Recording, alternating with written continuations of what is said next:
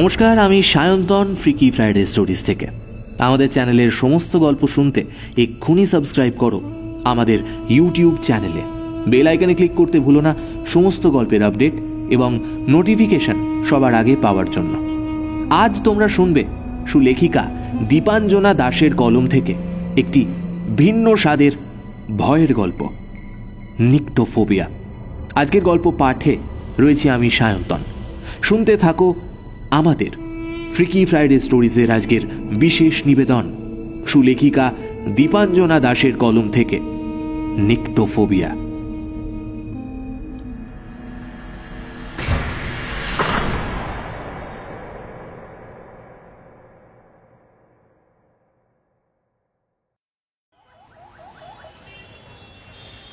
নমস্কার, আপনি ঋতুপর্ণা সান্যাল? জিজ্ঞেস করল শ্রীদত্তা। কলেজের গেটে ওর ডাক শুনে থমকে দাঁড়িয়ে গেল মেয়েটা। সে খানিকক্ষণ ওর দিকে চেয়ে মৃদু মাথা নেড়ে বলল, হ্যাঁ। আপনি? আপনার সঙ্গে গত মাসের ওই 3 জন দুষ্কৃতীর মৃত্যুর সম্পর্কে কিছু আলোচনা করতে চাই, অবশ্যই যদি আপনার আপত্তি না থাকে তো। ঋতুপর্ণা নামের মেয়েটা খানিক ইতস্তত করে বলল, আপনি কি পুলিশের লোক? দেখুন, এই ব্যাপারে ইতিমধ্যে আমাকে প্রচুর জেরার মধ্যে দিয়ে যেতে হয়েছে। I am sick of this. Sridatta বলল, আপনি ভুল বুঝছেন মিস সান্যাল, আমি পুলিশের লোক নই, আমি একজন সাইকোলজিস্ট। এই আমার কার্ড। শ্রীদত্তা পার্স থেকে ওর কার্ড বাড়িয়ে দিয়ে বলল, অবশ্য আপনার কথা আমি জেনেছি পুলিশের কাছ থেকেই। এই কেসের ইনভেস্টিগেটিং অফিসার সৌভিক ঘোষাল আমার বন্ধু, ওর কাছ থেকে আপনার কথা শুনেই আমি ইন্টারেস্ট পাই। I just want to help you, অবশ্যই যদি আপনি চান। মেয়েটা ঠোঁট কামড়ে কিছুক্ষণ কি যেন ভাবল, বোধহয় মনস্থির করে উঠতে পারছে না। তারপর বলল, কি জানতে চান? দেখুন, এইভাবে তো রাস্তায় দাঁড়িয়ে সমস্ত কথা বলা হয় না। আসুন আমরা ওই সামনের ক্যাফেটেরিয়াতে গিয়ে বসে কথা বলি। এই ক্যাফেটেরিয়াটা নতুন খুলেছে এলাকায়, বেশ ছিমছাম। শীততাপ নিয়ন্ত্রিত ঘরেও বসা যায়, আবার বিদেশি কায়দায় বাইরেও সুদৃশ্য ছাতাওয়ালা টেবিল চেয়ারে বসা যায়। বিকেলে রোদের তেজ নেই, তাছাড়া মেঘলা আকাশ, ঠান্ডা হাওয়াও দিচ্ছে, তাই ওরা বাইরেই বসল। বসেই ঋতুপর্ণা বলল, দেখুন, সাইকোলজিস্টের ফি দেওয়ার ক্ষমতা আমার নেই। আমি সাধারণ ঘরের মেয়ে, কলকাতা থেকে পড়াশোনা করছি একটা ঠিকঠাক কেরিয়ার গড়ার আশায়। শ্রীদত্তা হেসে বলল, চিন্তা নেই, আমাকে আপনার একটা পয়সাও দিতে হবে না। তাছাড়া আপনি তো আমার কাছে আসেননি, আমি এসেছি। আসলে হিউম্যান সাইকোলজি নিয়ে কাজ করাটা আমার পেশার চাইতেও বেশি নেশা, তাই একটু অন্যরকম ইন্টারেস্টিং কিছু খোঁজ পেলে আমি নিজেই ছুটে যাই। তাতে আমার নেশার খোরাকও পাই, আর সেই মানুষটারও কিছু জটিলতা দূর হয়। এই যা। ঋতুপর্ণা এখনো ঠিক সহজ হতে পারছে না। স্বাভাবিক, একজন অচেনা মানুষ হঠাৎ করে এসে তার জীবনে সম্প্রতি ঘটে যাওয়া ব্যক্তিগত এবং শকিং ঘটনার ব্যাপারে আগ বাড়িয়ে কথা বলতে চাইবে, সেটা প্রথমেই সহজভাবে নেওয়া খুব একটা সোজা নয়। শ্রীদত্তা ঋতুপর্ণাকে জিজ্ঞেস করে 2 কাপ কফি আর চিকেন চিজ স্যান্ডউইচ অর্ডার করল। You will mind if I smoke? বলল সে। না না, আমার কোনো সমস্যা নেই। শ্রীদত্তা সিগারেটের প্যাকেট বের করে আগে ঋতুপর্ণাকে অফার করল। সে জানালো সে ধূমপান করে না। শ্রীদত্তা সিগারেট ধরিয়ে ধোঁয়া ছেড়ে বলল, আগে বলুন, আপনি কেমন আছেন? ভালো আছি সেটা বলা মুশকিল, তবে ভালো থাকার চেষ্টা করছি। সে হাসার চেষ্টা করে। মেয়েটি বেশ সুশ্রী, পাতলা গড়ন, লম্বাটে মুখ, কাঁধ ছাড়ানো চুল হটস্টেল করা, বেশ পরিপাটি বেশভূষা। শ্রীদত্তা বলল, এটাই সবচেয়ে বেশি প্রয়োজন। ভালো থাকার চেষ্টা করলেই ভালো থাকা যাবে। প্রবলেম তো লাইফে থাকবেই, ভালো থাকার ইচ্ছাটাই থাকতে হবে, ব্যাস। সে মৃদু মাথা নাড়ল। ইতিমধ্যে ওদের অর্ডার এসে গিয়েছিল। শ্রীদত্তা বলল, সারাদিন ক্লাস করে নিশ্চয়ই খুব খিদে পেয়েছে, খেয়ে নিন চটপট, নইলে ঠান্ডা হয়ে গেলে খেতে ভালো লাগবে না। ওরা দুজনেই স্যান্ডউইচে কামড় দিল। শ্রীদত্তা বলল, তারপর আজকের ক্লাস কেমন হলো? ভালোই, কিন্তু প্রজেক্টের চাপে মাথা খারাপ হয়ে যাওয়ার জোগাড়। আপনার তো জিওগ্রাফি অনার্স, তাই না? হ্যাঁ। ওফ, খুব কঠিন সাবজেক্ট। স্কুলে থাকতে কখনো ভালো নম্বর পাইনি। ঋতুপর্ণা হাসল, বলল, আসলে সামনে পরীক্ষা তো, তাই একটু চাপে আছি আর কি। আপনার বান্ধবীও কি আপনার সঙ্গেই পড়েন? না না, ও কমার্সের স্টুডেন্ট। আপনি আমাকে তুমি করেই বলুন, আমি আপনার চাইতে অনেকটাই ছোট। শ্রীদত্তা বুঝল মেয়েটা সহজ হয়ে আসছে। বলল, বেশ, তাহলে তুমিও আমায় তুমি করেই বলো, কেমন? ঋতুপর্ণা হেসে মাথা নাড়ালো। তুমি পুলিশকে যা বলেছ সেই দিনের ঘটনা, সেসব সত্যি? সেই অজাত অস্বস্তিকর কথা। ঋতুপর্ণা একটা ছোট্ট শ্বাস ছেড়ে বলল, জানি, ওই কথাগুলো বিশ্বাস করা কঠিন, খুবই কঠিন, কিন্তু আমি এতটুকু অত্যুক্তি করিনি ডক্টর শ্রী। আপনাকে তোমাকে ডক্টর শ্রী বলে ডাকতে পারি তো? নিশ্চয়ই, আমাকে সবাই ওই নামেই ডাকে। এই ব্যাপারটা কি আগেও ঘটেছিল কখনো, নাই প্রথম? হয়েছিল, আগেও দুবার হয়েছিল। সে কি, দুবার? তখনও কি এমনই নৃশংস? হ্যাঁ। শ্রীদত্তার কথা শেষ করার আগেই বলে ওঠে ঋতুপর্ণা, প্রায় একই রকম, অন্ধকার হলেই সে আসে। তাকে তুমি কখনো দেখেছো? তাকে দেখতে ঠিক কেমন সেটা বলতে পারবে? মেয়েটা কিছুক্ষণ চুপ করে রইল। মনে হলো মাথার ভেতর কথাগুলো একবার সাজিয়ে নিল সে। তারপর বলল, প্রথম যখন সে এসেছিল দেখিনি, কেবল অনুভব করেছিলাম, বুঝেছিলাম অন্ধকারে কেউ আছে, কেউ আছে যার অস্তিত্ব মোটে স্বাভাবিক নয়, ভীষণ ভয়ঙ্কর কিছু একটা। তারপর দ্বিতীয় ঘটনার সময় তাকে আবছা আবছা দেখেছিলাম। কি বিভৎস! এই বলে সে মাথা চেপে ধরে দুহাতে। শ্রীদত্তা তার হাত নিজের হাতে নিয়ে ভরসা দিতে দিতে বলে, ভয় নেই, I am here to help you. আমায় সবটা খুলে বলো। যদি তোমার বলতে সমস্যা হয় তবে থাক, যখন তোমার কমফোর্টেবল মনে হবে তখনই বলো, কোনো জোড়াজুড়ি নেই। শ্রীদত্তার কথায় নিজেকে খানিকটা সামলায় মেয়েটা। কফির কাপে পরপর দুটো ছোট চুমুক দিয়ে সে বলতে শুরু করে, ডক্টর শ্রী, আমি ছোটবেলা থেকেই অন্ধকারকে খুব ভয় পেতাম। রাতের বেলা জানলা দিয়ে কালো রাতের দিকে তাকালেই ভয়ে আমার হাত পা ঠান্ডা হয়ে যেত। ঘুমানোর সময়ও ঘর সম্পূর্ণ অন্ধকার করতে দিতাম না। কম পাওয়ারের একটা আলো সারা রাত চলত। যদি কখনো ঘুম ভেঙে দেখতাম ঘরে আলো চলছে না, চেঁচিয়ে বাড়ি মাথায় করতাম। মা জানতো, মা সবটা বুঝতো আমার এই ভয়ের কথা, তাই খুব সামলে চলতো যাতে আমাকে কখনোই অন্ধকারে থাকতে না হয়। কিন্তু একদিন মা চলে গেল, আর গেল সেই অন্ধকারের কারণেই। সেটা কেমন?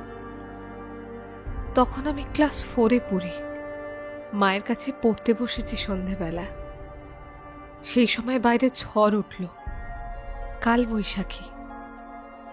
মা আমার জন্যই হাতের কাছে সব সময় মোমবাতি আর দেশলাই রাখত। ঝড় ছাড়তেই মা তাড়াতাড়ি জানলাগুলো বন্ধ করে আগে ভাগাই মোম জ্বালিয়ে দিল। আর প্রায় সঙ্গে সঙ্গেই অবধারিতভাবে কারেন্ট চলে গেল। আমাদের মফস্বলে হয় কথায় নয় কথায় লোডশেডিং হয়ে যেত। আর এটা তো কাল বৈশাখী, ঘর অন্ধকার না হয় আমার তেমন ভয় করছিল না। কিন্তু ঝড়ের তেজ যতই বাড়তে লাগলো, বাড়ির অন্যান্য জানলা দরজাগুলো দুমদাম আছাড় খেতে লাগলো। তখন মা বলল নিচে গিয়ে জানলাগুলো বন্ধ করে আসবে। কিন্তু ঘরে তো একটাই মোম, সেটা নিয়ে নিচে গেলে আমি তো অন্ধকারে ভয় মরেই যাব। টর্চ একটা ছিল বটে, কিন্তু সেটা সিঁড়ি দিয়ে নেমে বাম দিকের একটা তাকে রাখা থাকতো। মা ঠিক করলো অন্ধকারেই হাতড়ে হাতড়ে কোনো রকমে সিঁড়ি দিয়ে নেমে সেই টর্চ নিয়ে তারপর সমস্ত জানলা বন্ধ করে আসবে। আমি না করছিলাম, কিন্তু মা আমায় অভয় দিল যে কিচ্ছু হবে না। কিন্তু ইস, যদি সেদিন মাকে জড়িয়ে আটকে রেখে দিতাম।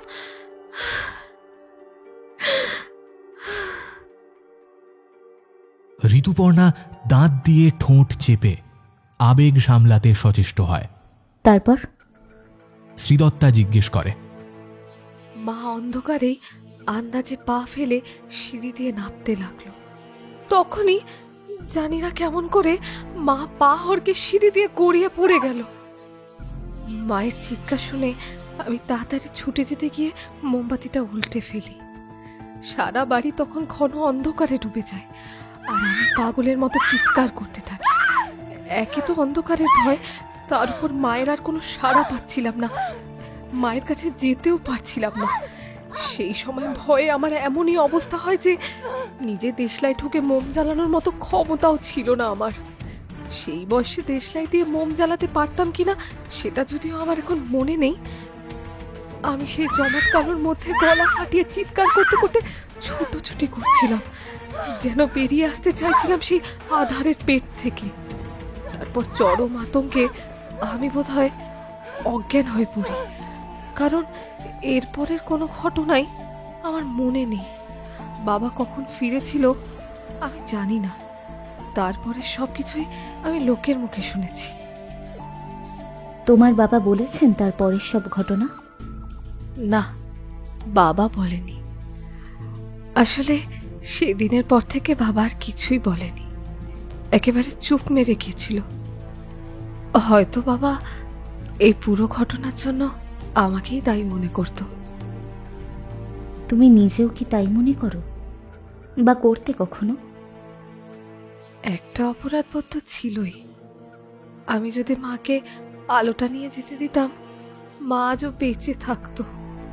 বারবার এটাই মনে হতো আমার। সবার মতো আমিও ভাবতাম মা সেদিন অন্ধকারে পা পিছলে পড়ে গিয়েছিল সিঁড়ি থেকে। এখন সেটা মনে করো না?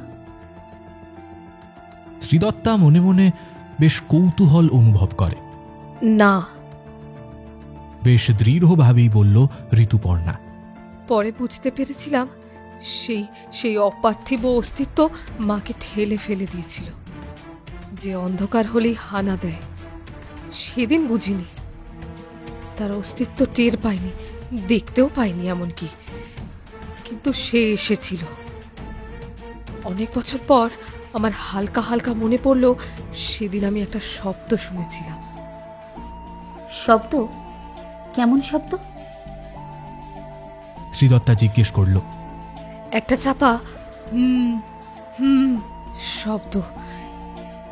এই শব্দ আমি পরেও পেয়েছি বেশ কয়েকবার।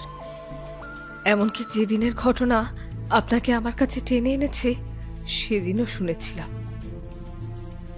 শ্রীদত্তা আবার আগের প্রসঙ্গের যে টেনে জিজ্ঞেস করল, আচ্ছা, তবে তুমি তোমার মায়ের ঘটনাটা কার কাছ থেকে শুনেছিলে? আমাদের বাড়িতে কাজ করতো পদ্ম পিসি, সেই বলেছিল। কি বলেছিল? বলেছিল বাবা যখন ফেরে তখন প্রলয় থেমে গিয়েছে, ঝিরঝির করে বৃষ্টি পড়ছে, রাস্তায় হাঁটু জল। বাবা এসে অনেক ডাকাডাকি করেও যখন সাড়া পেল না, তখন বাড়ির নিকটতম কয়েকটা বাড়ি থেকে লোকজন ডেকে এনে দরজা ভেঙে ভেতরে ঢোকে। আমাদের বাড়িটা ছিল অনেকটা ভেতরের দিকে। খুব কাছাকাছি কোনো বাড়িও ছিল না। তাই সেদিন অত ঝড় বৃষ্টির মধ্যে আমার বা মায়ের কারো চিৎকারই কোনো বাড়ির কানেই যায়নি। যাই হোক, বাবা আর পাড়ার 2-3 জন কাকু জেঠু দরজা ভেঙে ঢুকে অন্ধকারেই প্রথমে কিছুই দেখতে পেলেন না। শেষে টর্চটা নিয়ে আসা হলো। আমাকে তারা পেলেন দোতলায়, আমার ঘরের চৌকাঠে বেহুশ অবস্থায়। বোধহয় দরজাতেই ধাক্কা লেগে পড়ে গিয়েছিলাম। আর মায়ের দেহটা পড়েছিল সিঁড়ির নিচে, ঘাড় ভেঙে। কথার মাঝেই ঋতুপর্ণা দাঁতে ঠোঁট চেপে ধরেছে খুব জোর। গলা ঠেলে বেরিয়ে আসা আবেগটাকে কোনো রকমে দমিয়ে রাখতে চাইছে। শ্রীদত্তা তাড়াতাড়ি উঠে মেয়েটার পাশে বসে তার পিঠে হাত রেখে বলল, আজ থাক, বাকিটা আবার পরে একদিন শুনবো। তোমার কাছে আমার কার্ড তো আছেই, যেদিন ইচ্ছা হবে একটা ফোন করে চলে আসবে, কেমন? এসো, তোমায় বাড়ি পৌঁছে দিই। ঋতুপর্ণাকে তার অ্যাপার্টমেন্টের সামনে নামিয়ে শ্রীদত্তা আবারও নিজের গাড়িতে চেপে বসল। তখনও আশেপাশের কতগুলো কৌতূহলী চোখ তাকে নিরীক্ষণ করছে। কি অদ্ভুত রে বাবা এখানকার লোকজন! এমন ড্যাব ড্যাব করে চেয়ে থাকার অর্থ কি? নাকি সম্প্রতি শহরের সর্বোচ্চ আলোকিত ঘটনার সঙ্গে জড়িত প্রধান পাত্রীর সঙ্গে দেখেই তাদের মনে নানান প্রশ্ন জাগছে? শ্রীদত্তা গাড়ির কাঁচ তুলে দিয়ে সৌভিককে ফোন করল। হ্যাঁ বল, দেখা হলো মেয়েটার সঙ্গে? দেখা হলো, কথাও হলো।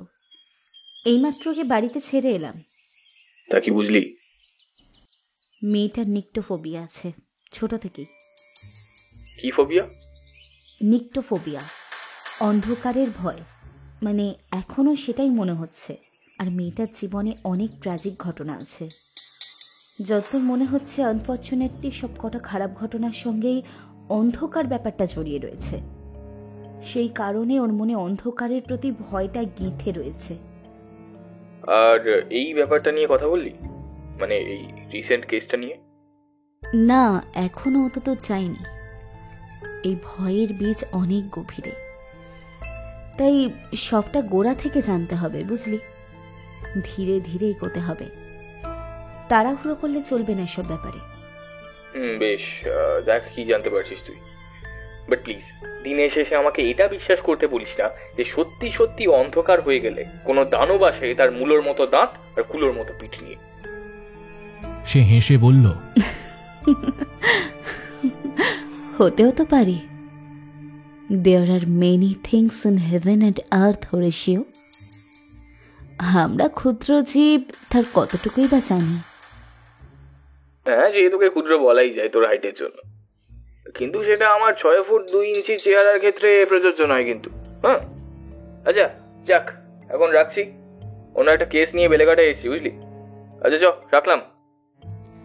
বেশ, সাবধানে যাস, বাই। ফোন কেটে দিল শ্রীদত্তা। 2 দিন পরের ঘটনা। শ্রীদত্তা তার চেম্বারে বসে একটু আগে পাওয়া এক পেশেন্টের রিপোর্ট দেখছে।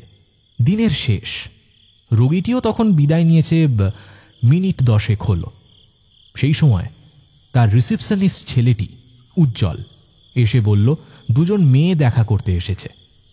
সে হাত ঘড়িতে সময় দেখে বলল, চেম্বারের টাইম তো শেষ, আর তাছাড়া অ্যাপয়েন্টমেন্ট ছাড়া তো আমি দেখা করি না তেমন। বলেছিলাম, কিন্তু ওরাই বলল নাকি আপনি বলেছেন যখন খুশি এসে দেখা করতে। নাম বলছে ঋতুপর্ণা সান্যাল। ও, ঋতুপর্ণা? হ্যাঁ হ্যাঁ, পাঠিয়ে দাও ভেতরে। শ্রীদত্তা নড়ে চড়ে বসল। 30 সেকেন্ডের মাথায় ঘরে ঢুকল 2 জন মেয়ে। তাদের একজনকে সে চেনে, কিন্তু আরেকজনকে ইতিপূর্বে দেখেনি, কিন্তু আন্দাজ করতে পারছে তার পরিচয়। সে হাসি মুখে বলল, এসো ঋতুপর্ণা। আর তুমি নিশ্চয়ই দেবলি না? এসো, বসো। তারা শ্রীদত্তার উল্টো দিকের 2টো চেয়ারে বসল। দ্বিতীয় মেয়েটা, যাকে সে দেবলীনা বলে সম্বোধন করেছে, সে বলল, হ্যাঁ ডক্টর, আমি দেবলীনা, ঋতুর বন্ধু। আমরা একই ফ্ল্যাটে থাকি। বেশ, কফি বলি নাকি চা খাবে? দেবলীনা মেয়েটা বেশ স্মার্ট। তার বান্ধবীর মতো তত লাজুক নয়। বলল, চা হলে ভালো হয়, বাইরে বৃষ্টি নেমেছে। আসার সময় দুজনে অল্প ভিজেছি। তাই নাকি? দাঁড়াও, তোমাদের তবে শুকনো কাপড় দিই, মুছে নাও গা। না না, সেটার দরকার নেই। হেলমেট ছিল বলে মাথা ভেজেনি, হাত পা একটু ভিজেছিল, সে আমরা রুমাল দিয়ে মুছে নিয়েছি। স্কুটিতে এসেছি বলে খানিক ভিজতে হয়েছে। আচ্ছা ঠিক আছে, তবে চা বলে দিচ্ছি তোমাদের জন্য। তারপর বলো, কেমন আছো তোমরা? ভালো ভালো আছি, কিন্তু সেই দিনের স্মৃতিটা মাঝে মাঝে বড্ড অস্বস্তিতে ফেলে দিচ্ছে ডক্টর শ্রী। এতক্ষণে কথা বলে ঋতুপর্ণা। শ্রীদত্তা বলল, একটু সময় লাগবে, কিন্তু ধীরে ধীরে সব সয়ে যাবে। স্মৃতিগুলো তো মোছা যাবে না, কিন্তু তার থেকে যে ভয় আর খারাপ প্রভাব, সেগুলোকে এড়াতে হবে। এবং আমার বিশ্বাস তুমি সেটা পারবে। তুমি যথেষ্ট স্ট্রং। কিন্তু লোকে যে আমায় ভীতু বলে। দেখো ঋতুপর্ণা, আমরা প্রত্যেকেই কিছু না কিছুতে কম বেশি ভয় পাই, এটা খুব স্বাভাবিক। বরং এমন কোনো মানুষ যে কিনা কোনো কিছুতেই ভয় পায় না, এমনকি মৃত্যুকেও না, সেটাই অস্বাভাবিক। তোমার ভয়টাও অস্বাভাবিক নয়। অন্ধকারে ভয় বেশিরভাগ মানুষের মধ্যেই দেখা যায়।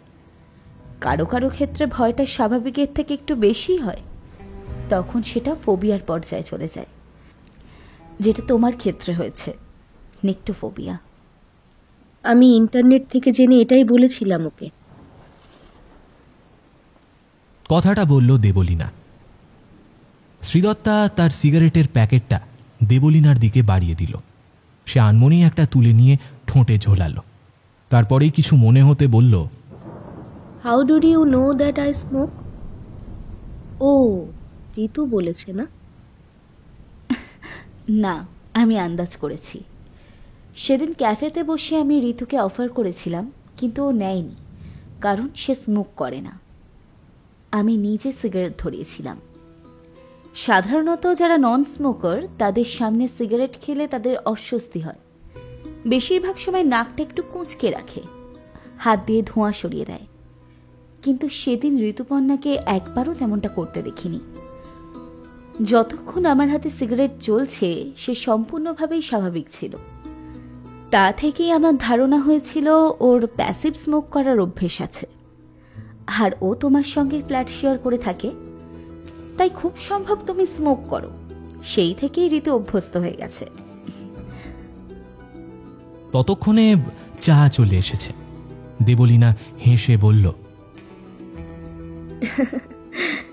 আপনি গোয়েন্দাদের মতো বললেন।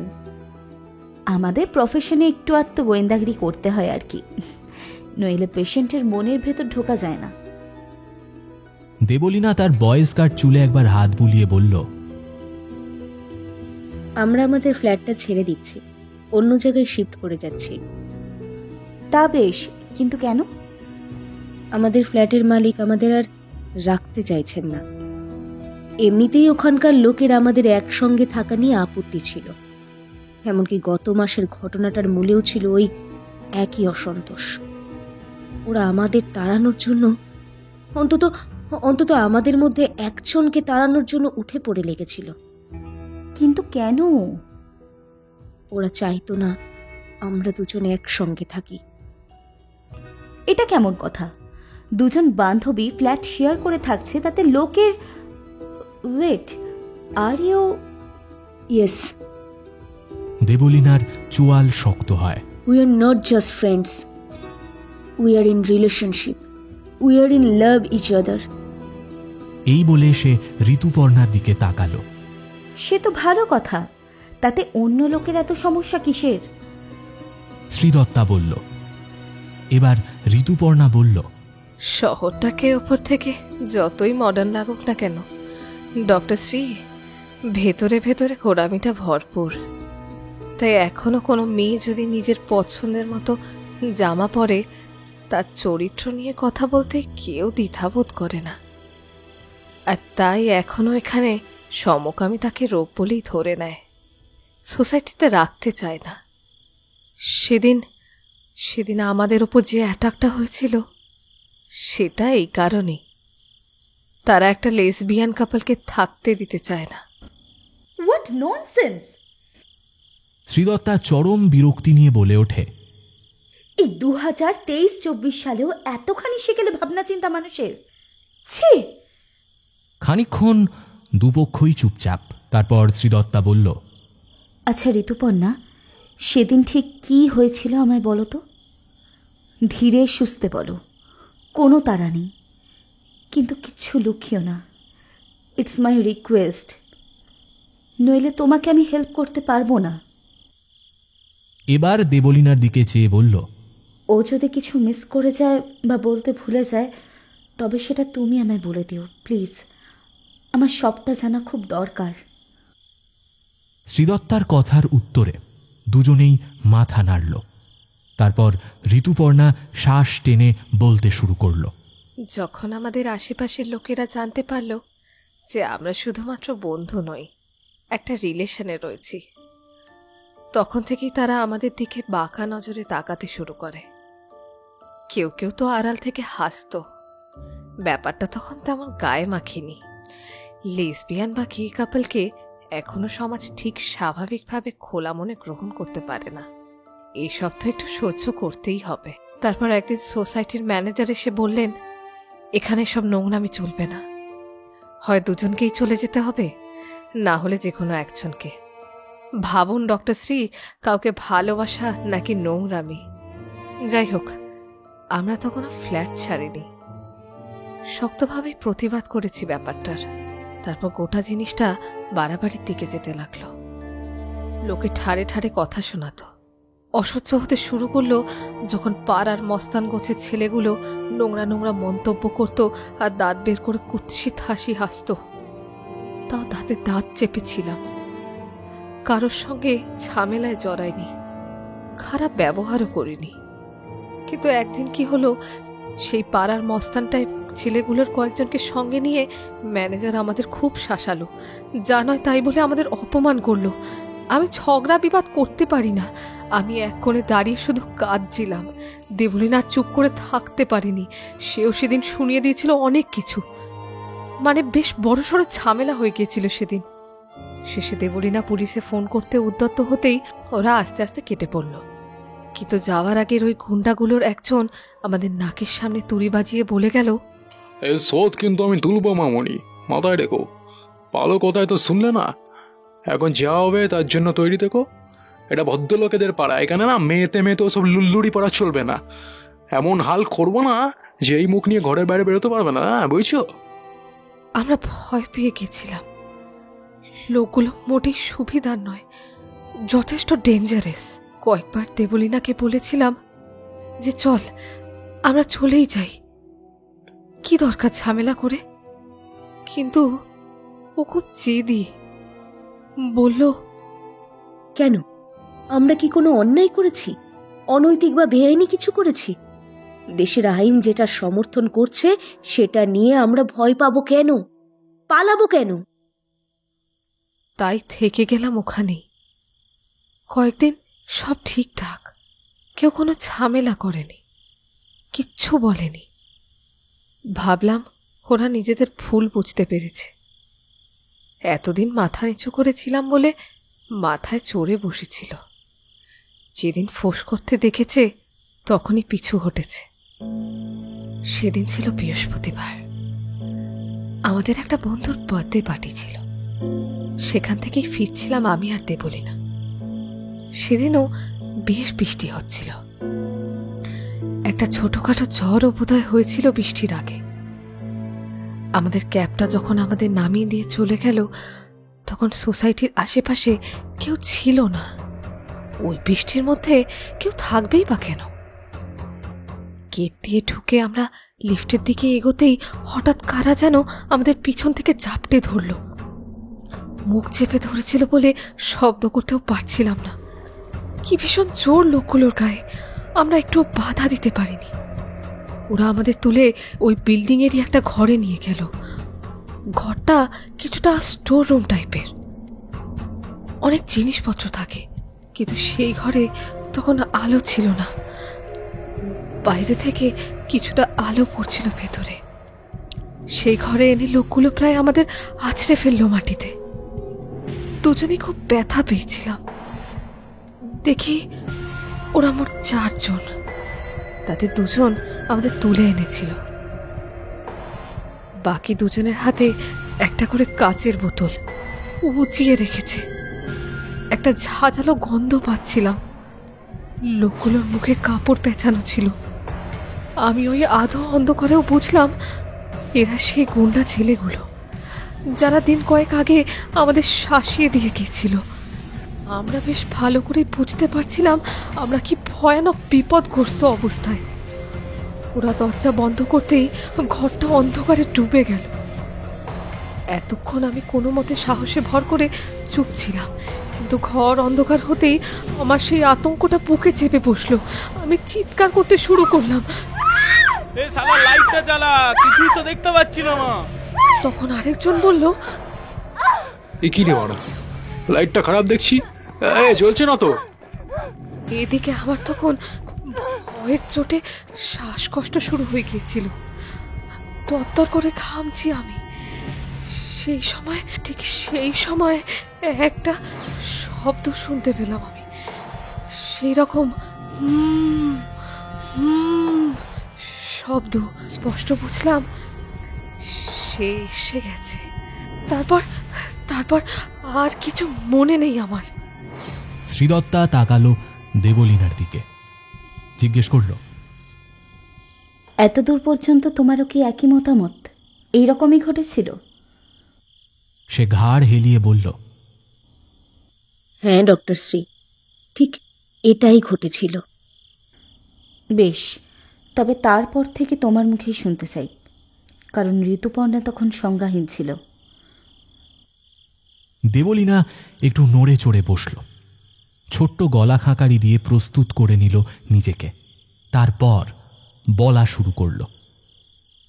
ঘর অন্ধকার হতে ঋতু ভয় পেতে শুরু করলো, চিৎকার করতে লাগলো। আমি এদিকে ওকে হাতড়ে হাতড়ে খুঁজতে লাগলাম, কিন্তু একে তো অন্ধকার, তার উপর আমার দেহের 2 দিকে পা দিয়ে দাঁড়িয়েছিল ওই ছেলেগুলোর একজন। আমি বেশি দূরে গিয়ে ঋতুকে তাই খুঁজতে পারছিলাম না, কিন্তু মনে হচ্ছিল অন্তত যদি ওর হাতটা ধরতে পারি মেয়েটার ভয়টা কিছুটা কমবে, বুঝতে পারবে আমি আছি ওর সঙ্গে। কিন্তু পারলাম না। সরি, একটু ইন্টারাপ্ট করছি। দেবলীনার কথার মাঝে শ্রীদত্তা বলল, আচ্ছা, মনে করে বলতে পারবে আলো পুরোপুরি নিভে যাওয়ার আগে ঋতু তোমার থেকে কতটা তফাতে ছিল? মানে তাকে হাত বাড়িয়ে ছুঁতে পারবে এমন দূরত্বে কি ছিল? দেবলীনা কয়েক মুহূর্ত ভাবল, তারপর বলল, হ্যাঁ, ও খুব বেশি দূরে ছিল না, ঘরটাও তো খুব বড় নয়। আমি হাত বাড়ালেই ওকে ধরতে পারতাম। বেশ, তারপর কি হলো? Please continue. ঋতু চিৎকার করতে করতে হাঁপাচ্ছিল, বুঝতে পারছিলাম ওর শ্বাসকষ্ট হচ্ছে, ভীষণ রাগ হচ্ছিল, সাথে দুঃখ। খুব খুব অসহায় লাগছিল নিজেকে। আমি চিৎকার করে লোকগুলোকে কিছু বলতে যাব, ঠিক তখনই ওর চিৎকার থেমে গেল, একেবারে চুপ।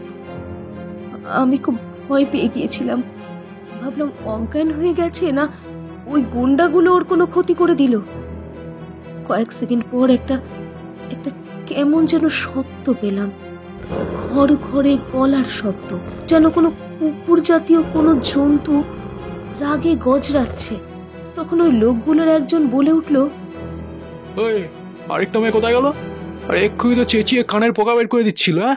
আর ওটা জানা না শালা। ঠিক সেই সময় মনে হলো একটা ভারী কিছু মাটিতে পড়লো ধপ করে, সেই সঙ্গে ধস্তাধস্তি শব্দ হচ্ছিল। লোকটার গলা থেকে একটা চাপা গোঙানির মতো শব্দ হচ্ছিল, সেই সঙ্গে সেই জান্তব্য গড়গড়ানি। স্পষ্ট বুঝতে পারছিলাম কেউ একটা, না কিছু একটা ঘরের ভেতর আছে এখন, যেটা আগে ছিল না। সেই জিনিসটা ভীষণ ভয়ানক। তখন সেই ছেলেটা আমার ওপর দাঁড়িয়ে ছিল, সে তো এগিয়ে যাচ্ছিল সেদিকে, কিন্তু ঠিক তখনই আমার পাশের সেই ধস্তাধস্তির শব্দ থেমে গেল। আর পরক্ষণেই একটা পুরুষ কণ্ঠে তীব্র আর্তনাদ ভেসে এলো। আর একটা ধপ শব্দে বুঝলাম সেই ছেলেটা মেঝেতে পড়ে কাতরাচ্ছে কাটা পাঠার মতো। তখন একটা পুরুষ কণ্ঠ আতঙ্কে চিৎকার করে উঠল, আর সেই সঙ্গে সঙ্গেই মনে হলো যেন যেন একটা গর্জন শুনলাম, খুব জোরে নয়, আবার খুব আস্তেও নয়। আর সেই সঙ্গে একসাথে দুজন পুরুষের প্রাণপণ চিৎকার। একজন কোনো মতে দরজা খুলে বাইরে বেরিয়ে গেল দৌড়ে। আর ঘরটা তখন অ্যাসিডের তীব্র ঝাঁঝালো গন্ধে ভরে গেছে। সেই সঙ্গে আরো নোনতা আষ্টে গন্ধও নাকে লাগছিল। তখন বুঝিনি, কিন্তু পরে বুঝেছিলাম এটা রক্তের গন্ধ। দরজাটা খুলে যেতেই কিছুটা আলো আবার ঘরে ঢুকছিল, যদিও সেটা খুব ক্ষীণ, কিন্তু নিশ্চিদ্র অন্ধকারের চাইতে ভালো। সেই আলোতে ঘরের অবস্থাটা আমার পক্ষে দেখার সম্ভব হয়নি। তখন আমার একটাই উদ্দেশ্য, ঋতুকে নিয়ে এখান থেকে পালানো। আমি নিজেকে ধাতস্থ করে খুঁজলাম আবার ওকে। দেখলাম ও তখনও মেঝেতে পড়ে আছে। আমি ওকে টেনে তুলে প্রায় ঘাড়ে করে নিয়ে বেরোলাম সেই ঘর থেকে। টলতে টলতে লিফটে উঠে আমাদের ফ্লোরে, শেষে নিজেদের ফ্ল্যাটে কিভাবে যে পৌঁছেছিলাম সেটা শুধু আমিই জানি। এমনই জঘন্য লোকজন ওই হাউজিংয়ের যে একটা কেউ এগিয়ে আসেনি আমাদের সাহায্য করতে, অথচ ওই গুন্ডাটার চিৎকার শুনে লোকজন ছুটে এসেছিল সাহায্য করতে। একটানা কথা বলে দেবলীনা হাঁপিয়ে গিয়েছিল। সে থামতে শ্রীদত্তা তার দিকে জলের গ্লাসটা এগিয়ে দিল। কিছুক্ষণ তারা সকলেই চুপ। তারপর শ্রীদত্তাই প্রথম কথা বলল। হ্যাঁ, ওই 4 জন ছেলের 2 জনের হাতে সেদিন অ্যাসিড ছিল। তারা চেয়েছিল তোমাদের উপর অ্যাসিড অ্যাটাক করতে, রাইট? ওরা দুজনেই উত্তরে মাথা নাড়ল। শ্রীদত্তা আবার বলল, যেই ছেলেটা শেষে চিৎকার করতে করতে বেরিয়ে গেছিল তার হাত আর মুখ অ্যাসিডে পুড়ে গেছিল। তার নিজের হাতের বোতল থেকেই সেটা পড়েছিল তার গায়ে। আমার বন্ধু অর্থাৎ এই কেসের ইনভেস্টিগেটিং অফিসার সৌভিকের কাছ থেকে জেনেছিলাম সেদিন ওই ঘরে 3টে মৃতদেহ পড়েছিল। তার 2 জনের গলার নলি কেউ খুব নৃশংসভাবে ছিঁড়ে নিয়েছিল, আর তাদের চোখও গেলে দেওয়া হয়েছিল। আর একজনের দশা হয়েছিল সেই পালিয়ে যাওয়া ছেলেটার মতোই। তার গায়েও পড়ে গেছিল অ্যাসিড তার নিজের হাতে ধরা বোতল থেকেই। তাতে তার মুখ, বুক আর পেটের প্রায় পুরোটাই একেবারে গলে গেছিল। কিন্তু মৃত্যুর আসল কারণ সেটা নয়, তার হার্ট অ্যাটাক করেছিল, সম্ভবত ভীষণ ভয়। উত্তরে এবারও 2টো মেয়েই চুপ করে রইল। হয়তো তাদের বলার মতো কিছু ছিল না। যা হয়েছিল তার 3 জন সাক্ষী মৃত, আর 2 জনের কথা প্রায় একই রকম, কিন্তু অবিশ্বাস্য, অলৌকিক। সেদিন ভয় পেয়েছিল সেই পালিয়ে যাওয়া ছেলেটাও। পুলিশের কাছে সে বলেছিল তার গায়ে সেদিন একটা জানোয়ার ঝাঁপিয়ে পড়েছিল। তার কাঁধ কামড়ে ধরেছিল সেটা। ভয় তার কাছ থেকে নিজেকে ছাড়াতে গিয়ে নিজের গায়ে অ্যাসিড পড়ে গিয়েছিল তার। আর এখন এই দেবলীনা মেয়েটাও বলছে সেদিন ঘরে কোনো অতি প্রাকৃত ভীষণ অস্তিত্বের উপস্থিতি সে টের পেয়েছিল, যেটা কিনা ওই 3 জন বদমাইশকে মেরেছে। শ্রীদত্তা বলল, আচ্ছা দেবলীনা, ঋতুপর্ণা তো আগেও এই অন্ধকারের আগন্তুকের কথা বলেছে, তাকে অনুভব করেছে, আবছাভাবে তাকে দেখেওছে। সেই কথা নিশ্চয়ই তোমাকে বলেছিল? হ্যাঁ, বলেছিল তো, আমাকেও সব কিছু বলেছিল। তুমি বিশ্বাস করেছিলে? মানে মেনে নিয়েছিলে যে অন্ধকার হলে সত্যিই কেউ আসে? দেবলীনা একটু ইতস্তত করল, আর চোখে একবার ঋতুপর্ণাকে দেখে নিয়ে বলল, সত্যি বলতে কি, না, করিনি। কখনোই এটা বিশ্বাস করতাম না আমি, because this is next to impossible. আমি সেটা ওকেও বলতাম, বোঝাতাম যে এটা ওর মনের ভুল, এসব কিছু হয় না, হতে পারে না। তাতেও চুপ করে যেত। হয়তো খারাপ লাগতো আমি ওকে বিশ্বাস করছি না বলে, কিন্তু সেদিন যা হলো এরপর আর অস্বীকার করি কেমন করে বলুন? আবার খানিকক্ষণ নিস্তব্ধতা। তারপর শ্রীদত্তাই প্রথম কথা বলল, ওকে, কয়েকটা প্রশ্ন করি, ভালো করে ভেবেচিন্তে জবাব দিও, কেমন? ঋতুপর্ণা বলেছে সেদিন সে সেই অন্ধকারের আগন্তুকের আসার ঠিক আগে একটা শব্দ পেয়েছিল। তুমি কি সেরকম কিছু শুনেছিলে? দেবলীনা খানিক্ষণ ভুরু কুঁচকে কি ভাবল, তারপর মাথা নেড়ে বলল, না তো, সেরকম শব্দ আমি পাইনি, কিন্তু পরে একটা জানতব গড়গড় শুনেছিলাম, সেটা তো আপনাকে বলেছি। হ্যাঁ, কিন্তু আমি সেটার কথা বলছি না। সে অপার্থিব অস্তিত্বের আগে যে আওয়াজ ঋতু শুনতে পায়, আমি তার কথা বলছি। দেবলীনা নেতিবাচক মাথা নাড়ল। শ্রীদত্তা ফের জিজ্ঞেস করল, আচ্ছা, তুমি আর কোনো শব্দ পেয়েছিলে যেটা হয়তো ঋতু শোনেনি তাই বলেনি? বা ধরো ও যখন ভয়ে অজ্ঞান হয়ে গেছিল, যখন সেই সব কাণ্ড ঘটছিল তখন? মেয়েটা দুহাত মুখের উপর রেখে চোখ বন্ধ করে ভাবল, তারপর হঠাৎই বলল, হ্যাঁ, এখন যেন একটু একটু মনে পড়ছে, একটা অন্যরকম শব্দ শুনেছিলাম। কি রকম শব্দ? খুব পাতলা ধাতব শব্দ, টুংটাং করে বাজছিল। টুংটাং করে? না না, বোধহয় রিনঝিনের শব্দ, খানিকটা ওই উইন্ড চাইমে যেমন হালকা সুরেলা ধাতব শব্দ হয়, ঠিক সেই রকম। বেশ, এবার একটা অন্য প্রশ্ন করি। ঋতুপর্ণার তো অন্ধকারে ভয় লাগে, সেটা আমি জানি, কিন্তু আরও কি কিছু আছে যেটাতে ওর ভয় লাগে? হয়তো সেটাই নিক্টোফোবিয়ার মতো খুব বেশি মাত্রায় নয়, এই সাধারণ ভয়ের মতো। এই যেমন ধরো কেউ মাকড়সায় কি আরশোলায় ভয় পায়, অনেকে আবার খুব ট্রাফিকযুক্ত রাস্তা পার হতে ভয় করে। এই আমারই যেমন সাপে ভয় আছে, আবার খুব গভীর জলের দিকে অনেকক্ষণ তাকিয়ে থাকলে পেটের ভেতরটা গুড়গুড় করে, সেরকম। দেবলীনা বলল, হ্যাঁ, ও কুকুরেও একটু ভয় পায়। এমনিতেও কুকুর বিড়াল ভালোই বাসে, কিন্তু কোনো বদমেজাজি কুকুর হলে ও সেটাকে এড়িয়েই চলে। খুব শান্ত আর ট্রেন্ড কুকুর হলে তবে গায়ে হাত দিয়ে আদর করে। আসলে ছোটবেলায় একবার স্কুল থেকে বাড়ি ফেরার সময় একদল কুকুর আমায় তাড়া করেছিল, সেই থেকে একটা ভয় ঢুকে গিয়েছে। এতক্ষণে কথা বলল ঋতুপর্ণা। শ্রীদত্তা বলল, আর আর কিসে কিসে অল্প হলেও ভয় করে তোমার? আর আর মেঘের ডাকে ভয় লাগে। যখন খুব জোরে জোরে বাজ পড়ে তখন আমার ভয় লাগে, হাত দিয়ে কান চাপা দিয়ে রাখি তখন।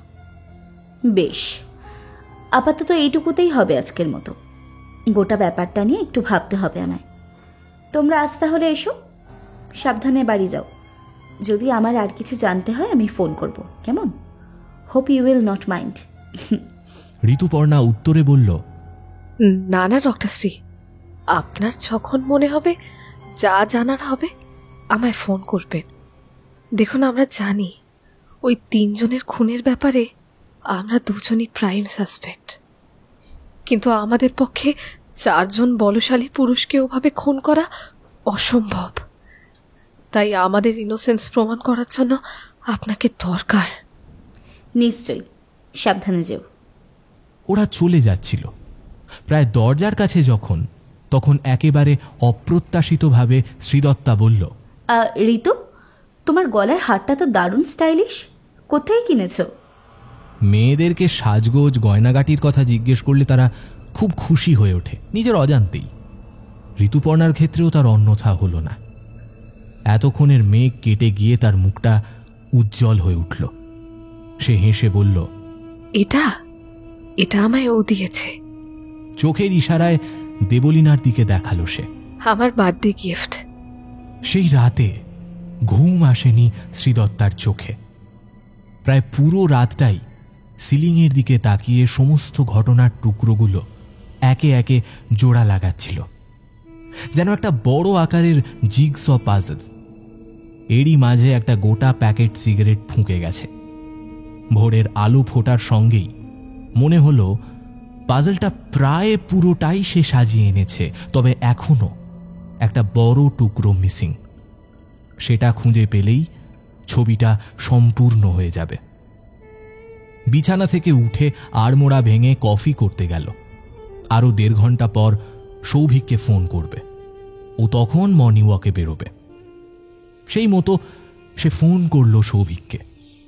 বলল, হ্যাঁ, একবার আমার বাড়ি আয়, জরুরি দরকার। আমার সঙ্গে কিং আর কুইন আছে, সমস্যা নেই তো? শ্রীদত্তা বলল, মোটেই না, ওদের অনেক দিন দেখি না, নিয়ে আয়। আর যেই কারণে তোকে ডাকছি সেই কাজে ওদেরকেও দরকার, ওদের একটা মুখ্য ভূমিকা আছে। বাবা, কিং কুইনের ভূমিকা? ওদের সঙ্গে এই কেসের কি সম্পর্ক? আছে বন্ধু, সরাসরি সম্পর্ক নেই বটে, কিন্তু কেসটা সলভ করতে ওরা আমাদের সাহায্য করবে। লোকজনের মাথার চিকিৎসা করতে করতে তোর মাথায় এখন সমস্যা দেখা দিয়েছে, যদিও তোর মাথায় আগে থেকেই ছিট ছিল। বেশি বাজে না বকে মাঠে যে কটা পাক মারার মেরে নিয়ে চলে আয় ওদের নিয়ে। ব্রেকফাস্ট আমার এখানেই করে নিবি। বেশ, আসছি। হ্যালো ঋতুপর্ণা, আমি ডক্টর শ্রী বলছি। হ্যাঁ ডক্টর, বলুন।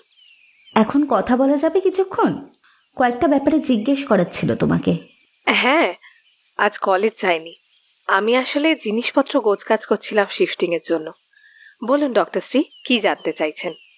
শ্রীদত্তা চাইলে ঋতুকে নিজের চেম্বারে ডেকে আনতে পারত বা নিজেই চলে যেতে পারত ওর ফ্ল্যাটে, কিন্তু কিছু ক্ষেত্রে সামনাসামনি কথা বলার চেয়ে ফোনে কথা বলা বেশি সহজ হয়। মনের অতি গভীরে লুকিয়ে থাকা কথাগুলোকে বেশি সহজে বাইরে আনা যায়। আচ্ছা ঋতু, তুমি যে অন্ধকারে কারোর উপস্থিতি টের পাওয়ার কথা আমায় বলেছিলে, সেই অস্তিত্বকে তুমি ঠিক কবে প্রথম অনুভব করেছিলে তোমার মনে আছে? ওই পাশে বেশ কিছুক্ষণ নিস্তব্ধতা, তারপর ভারী স্বরে উত্তর এলো, হ্যাঁ মনে আছে। কোনোদিনও ভুলবো না সেই দিনের কথা, চাইলেও পারবো না আমি ভুলতে। কি হয়েছিল সেদিন? মা মারা যাওয়ার পর বাবা কেমন একটা হয়ে গিয়েছিল। হয় একেবারে চুপচাপ থাকতো, না হলে ভীষণ রেগে গিয়ে ভয়ঙ্কর সব কাজ করত। রোজ ড্রিঙ্ক করত, আমাকে মারতো প্রচন্ড। মায়ের মৃত্যুর জন্য বাবা আমাকেই দায়ী করত, সেটা তো আমি আগেই বলেছি আপনাকে। সেদিন বাবার মেজাজ আগে থেকে খুব খারাপ ছিল, হয়তো অফিসে কিছু নিয়ে একটা ঝামেলা হয়েছিল।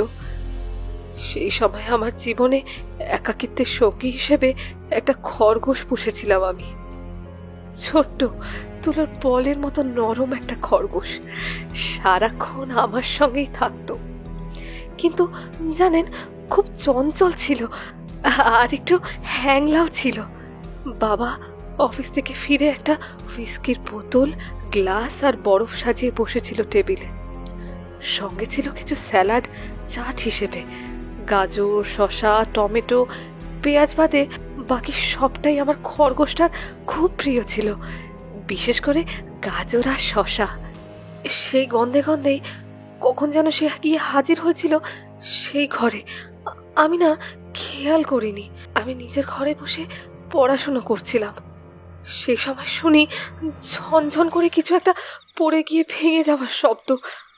আচমকা এই শব্দে আমি প্রায় চমকে উঠেছিলাম।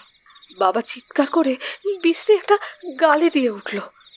আমি ছুটে সেই ঘরে গিয়ে দেখলাম টেবিলের সামনের মেঝেতে কাঁচের টুকরো ছড়িয়ে আছে আর মেঝেতে থই থই করছে হুইস্কি। যা বুঝলাম, আমার খরগোশটা গাজর শসার লোভেই লাফ দিয়েছিল টেবিলের উপরে, আর তাতেই ধাক্কা লেগে গোটা হুইস্কির বোতল মাটিতে পড়ে চুরমার হয়ে গেছে। বাবার আগে দিশেহারা হয়ে খুঁজছে খরগোশটাকে। কোথায় গেল, কোথায় হারামিটা? ও ততক্ষণে গোলমাল বুঝে কোথায় লুকিয়ে গেছে কে জানে। সেই সময় বাবার চোখ পড়ল আমার দিকে, আর তার সমস্ত রাগ ঘৃণা গিয়ে পড়ল আমার উপর। চিৎকার করে বলতে লাগলো, বাবা সব তোর জন্য, সবকিছুর জন্য তুই দায়ী। বলে আমার দিকে ছুটে এসে খামচে ধরলো আমার চুলের মুঠি, টানতে টানতে নিয়ে গেল বাথরুমে। এক ধাক্কা দিয়ে আছড়ে ফেলে দিয়ে দরম করে দরজা বন্ধ করে দিল বাবা। আমার শাস্তি দেওয়ার মোক্ষম পদ্ধতিটা বেছে নিয়েছিল বাবা সেদিন। বকা, মার, অপমান করা এসব শাস্তির থেকেও কয়েক হাজার গুণ বেশি ভয়ানক শাস্তি দেওয়ার জন্য একটা অন্ধকার বাথরুমই যথেষ্ট ছিল আমার জন্য। আলোর সুইচ বাথরুমের বাইরে, তাই ভেতর থেকে আলো জ্বালানোর কোনো উপায় ছিল না। দরজা বন্ধ হওয়ার সঙ্গে সঙ্গে আমি স্বভাবতই ভয়ে চিৎকার করতে শুরু করলাম, কিন্তু কিছুক্ষণ পর অন্ধকারে চোখটা একটু সয়ে আসতেই খেয়াল করলাম বাথরুমের ভেতরটা একেবারে খুটখুটে অন্ধকার নয়, জানলার কাছ দিয়ে হালকা আলো আসছে। আমাদের বাড়িটা ছিল পুরোনো আমলের, তার বাথরুমের জানলা এখনকার মতো ছিল না, পাল্লা দেওয়া জানলা ছিল। আমি তাড়াতাড়ি জানলাটা খুলে দিলাম। রাস্তার পোস্টের আলো বেশ খানিকটা এসে ঢুকলো বাথরুমে।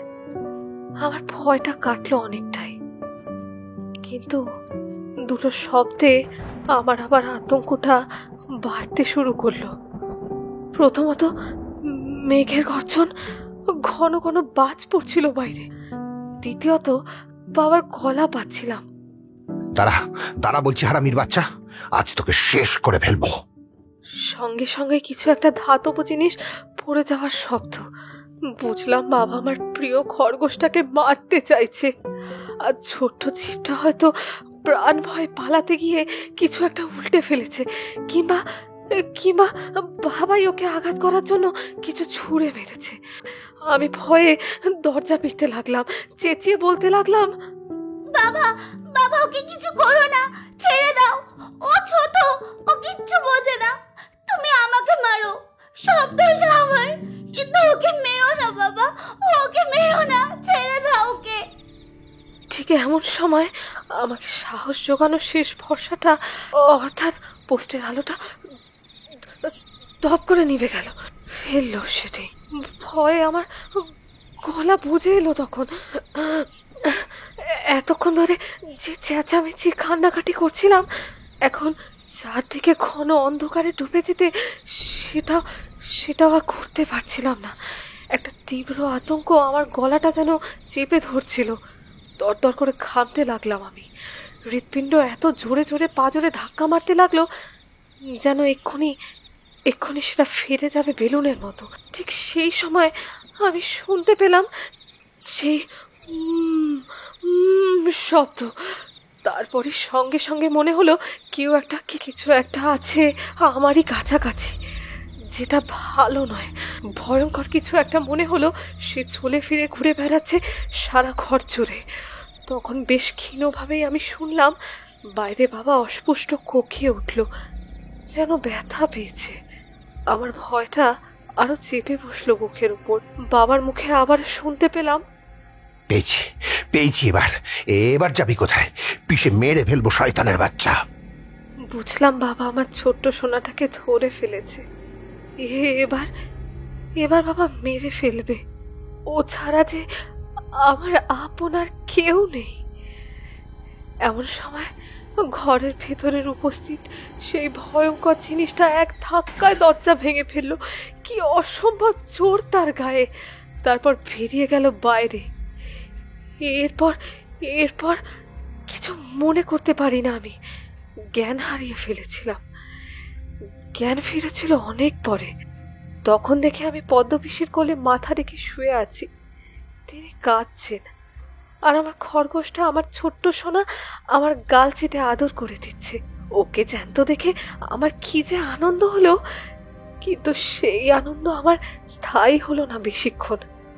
যখন জানতে পারলাম আমার বাবা নেই, তিনি নাকি কাচের টুকরো দিয়ে নিজের হাতে শিরা কেটে আত্মহত্যা করেছেন। সকালে পদ্মপিসি এসে দেখেছিলেন ড্রয়িং রুমের উপর বাবা হাত পা ছড়িয়ে পড়ে আছে, তার দু হাতে শিরা কাটা। মুখের, বুকের, হাতের অন্যান্য জায়গায় ভাঙা কাচের টুকরো দিয়ে ক্ষত সৃষ্টি করা হয়েছে। মেঝে ময় ছড়িয়ে আছে মদ আর মদের বোতলের কাঁচ। রক্তে ভেসে যাচ্ছে চারপাশ। আমি বাথরুমে অজ্ঞান হয়ে পড়ে আছি, আর তার দরজাটা ভাঙা। তোমার বাবার দুই হাতেরই শিরা কাটা ছিল? এতক্ষণ পুরোটা শোনার পর শ্রীদত্তা প্রশ্ন করে। হ্যাঁ, সবাই ভেবেছিল মানসিক অবসাদে বাবা আত্মহত্যা করেছে, কারণ তার আগে তিনি তার চাকরিটা চলে গিয়েছিল।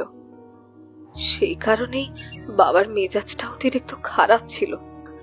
আচ্ছা আচ্ছা ঋতু, তুমি প্রথম দিন আমাকে বলেছিলে যে এর আগেও এই অন্ধকারের জীবটা তোমার কাছে দুবার এসেছে। প্রথমবার যখন এলো তখন তোমার বাবা মারা গেলেন, তবে দ্বিতীয়বার কবে এসেছিল? এটা আরো বেশ কয়েক বছর পরের ঘটনা ডক্টর শ্রী। এই ঘটনাটা খুব গোপন, খুবই। কোনোদিনও কাউকে বলিনি আমি, শুধুমাত্র দেবুলি না জানে, আর কেউ না। এটা বাইরে জানাজানি হলে আমি খুব বিপদে পড়ে যাব ডক্টর শ্রী। তুমি কোনো চিন্তা করো না ঋতুপর্ণা, আমাকে তুমি ভরসা করতে পারো, কেউ কিচ্ছু জানবে না। ওপাশ থেকে একটা দীর্ঘশ্বাসের শব্দ পাওয়া গেল। কয়েক সেকেন্ড বিরতি নিয়ে ফের বলতে শুরু করল ঋতুপর্ণা। তখন সদ্য মাধ্যমিক পাশ করেছি। বাবার মৃত্যুর পর আমি আমার মামা মামির সঙ্গে থাকতাম তাদের ফ্ল্যাটে। সেই অ্যাপার্টমেন্টের ময়লা নিতে আসতো একটা ছেলে। তখন তার বয়স হবে আন্দাজ 26-27, রোগা কালো মাঝারি হাইটের। সে আমার সঙ্গে খুব হেসে হেসে কথা বলতো জানেন। বিকেলের দিকে ওই বিল্ডিং এর নিচে বসে অন্য আরো কয়েকজনের সাথে আড্ডা মারতো। একদিন সন্ধেবেলা মামা মামি সেদিন বাড়ি ছিল না, কারো একটা বিয়েতে গিয়েছিল। ঘরে আমি একদম একা। এমন সময় কলিং বেল বাজলো। দরজা খুলে দেখি সেই ছেলেটা মুখে খুব দুশ্চিন্তার ভাব নিয়ে বলল, একবার আমার সঙ্গে ছাদের ঘরে আসবে গো, ওখানে বোধহয় বিড়ালে বাচ্চা দিয়েছিল। একটা বাচ্চা বোধহয় বেরিয়েছিল, কাকে ঠুকরে দিয়েছে, আধমরা হয়ে পড়ে আছে। একটা ছাতা নিয়ে এসো, ওকে নিচে নিয়ে আসি, নইলে ওকে বাঁচাতে পারবো না। ওর কথাটা শুনে মনটা হু হু করে উঠল। আহা, বেচারি বিড়াল ছানা। আমি তাড়াতাড়ি ছাতা নিয়ে ওর সঙ্গে ছাদে গেলাম। ছাদে একটা ঘর ছিল, সেখানে নানা প্রয়োজনীয় অপ্রয়োজনীয় জিনিস রাখা হতো। আমি বললাম, কোথায় ছানাটা? ওই যে ঘরের দরজার সামনে পড়ে আছে। আমি সেদিকে এগিয়ে যেতেই ছেলেটা আমায় এক ঝটকায় টেনে নিয়ে গেল সেই ঘরের ভেতর। ঘরটা তখন কালো অন্ধকারে ডুবে আছে। চিৎকার করতে পারছিলাম না। সে আমার মুখ চেপে রেখেছে তার লোহার মতো শক্ত হাতে। এদিকে অন্ধকারে আমার আতঙ্কের পারদ উত্তর উত্তর বাড়ছে। ছেলেটার অন্য হাত তখন আমার জামার ভেতর। আমায় তারপর মাটিতে ফেলে দিয়ে একটু থামল Rituparna. Doctor Shri, he tried to rape me. সেই সময় আবার সেই শব্দ, কিন্তু এবার সেই জিনিসটাকে আমি আবছা আবছা দেখতে পেলাম। বিপুল শরীর, কালো কুচকুচে, চোখগুলো জ্বলছে। সেটাকে দেখেই আমার চেতনা লোপ পেল। তারপর ঠিক কি হয়েছিল আমার কিছুই মনে নেই ডক্টর শ্রী। আমি জানি না কিভাবে আবার ফিরে এসেছিলাম নিজের ঘরে, কিন্তু ওই ছেলেটার বডি পাওয়া গিয়েছিল অ্যাপার্টমেন্টের নিচের সিমেন্ট বাঁধানো চাতালে। 8 তলা ছাদ থেকে পড়ে মাথাটা ফুটি ফাটা হয়ে গিয়েছিল। আর তারপরে ওই সেদিনের ঘটনার দিন তাকে আবার দেখলে, তাই তো? এর মাঝে আর দেখোনি? না ডক্টর শ্রী, আর দেখিনি আমি। অন্ধকারে ভয় পেয়েছো এর মধ্যে? হ্যাঁ, তা পেয়েছি অনেকবার।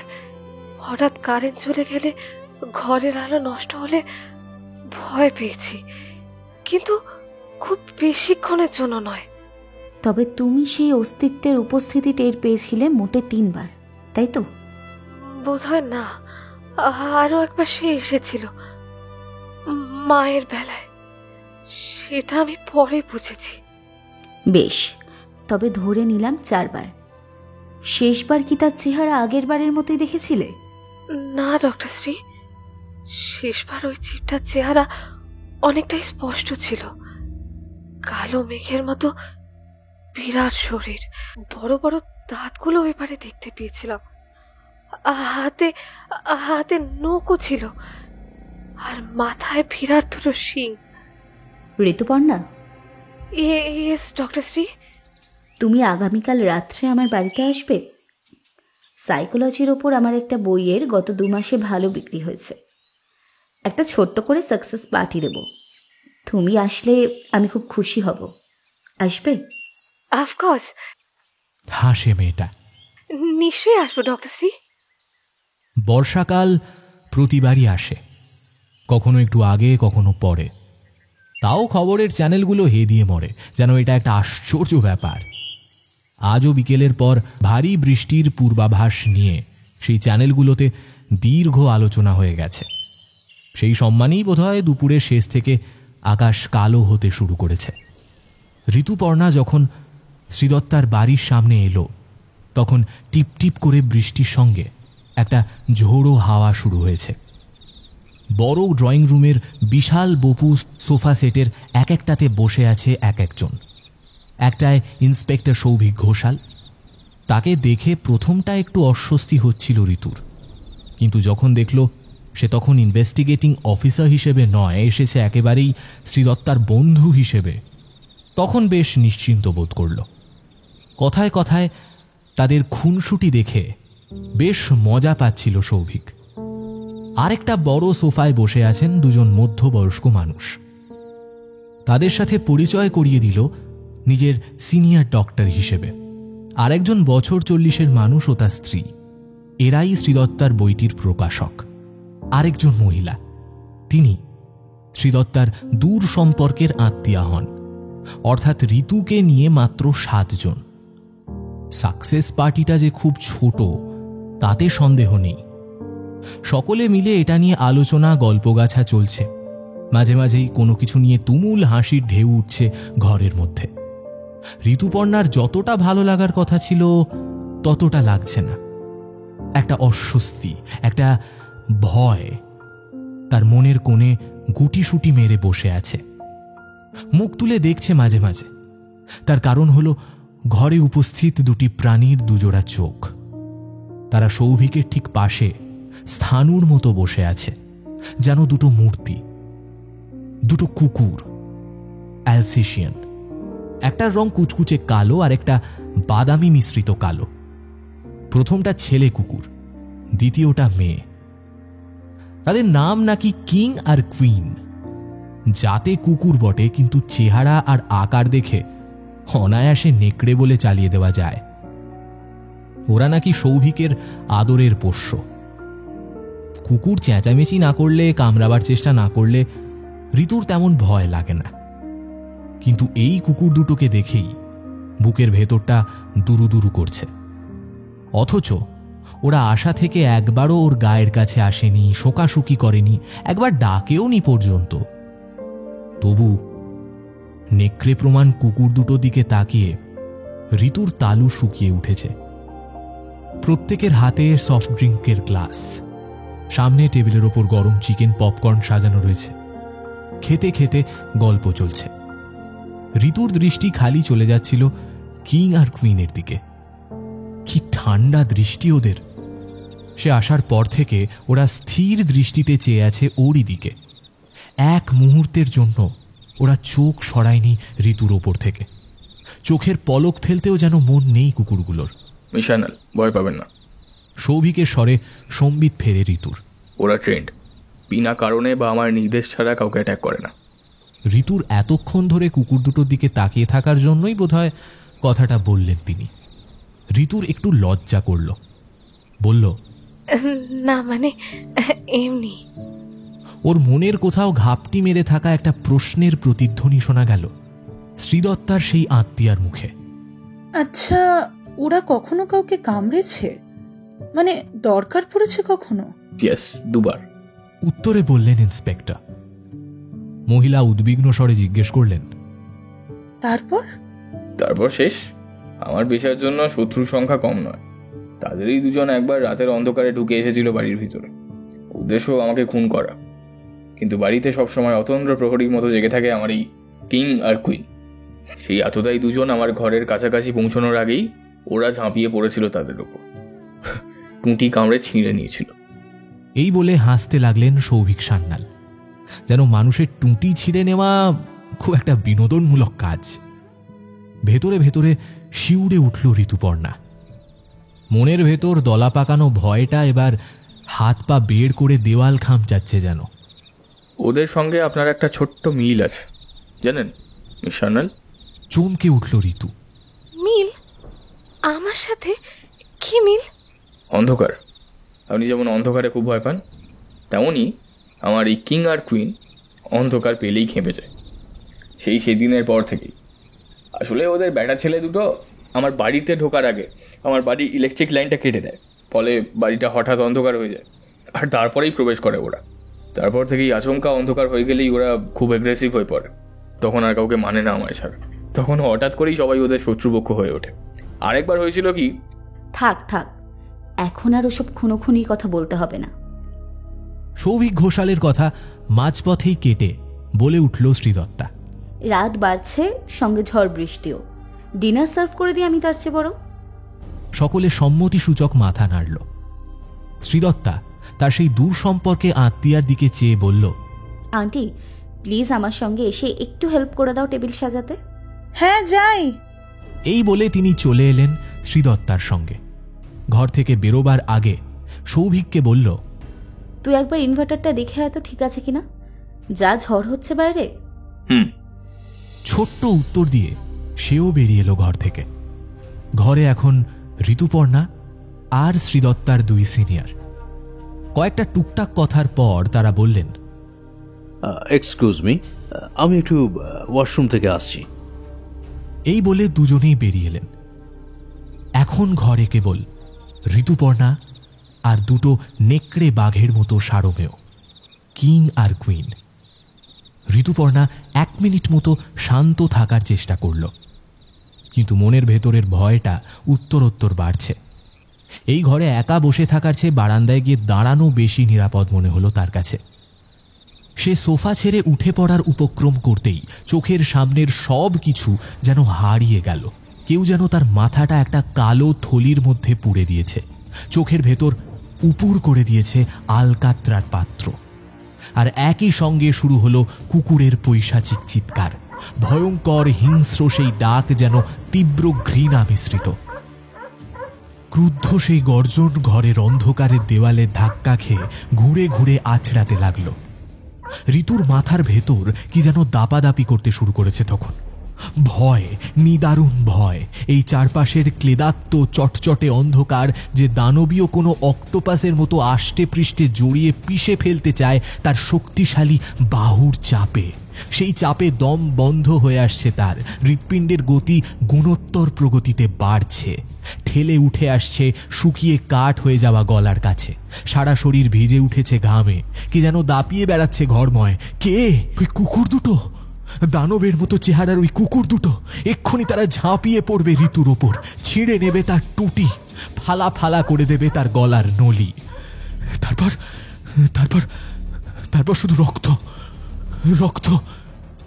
একটা লোমশ শরীর তার গা ছুঁয়ে চলে গেল। ওরা একেবারে তার কাছে চলে এসেছে। এবারে এবারে আর রক্ষে নেই, আর নেই। ঠিক সেই সময় অন্ধকারের মধ্যে জেগে উঠল একজোড়া চোখ। না, এই দুটো চোখ কুকুরের নয়।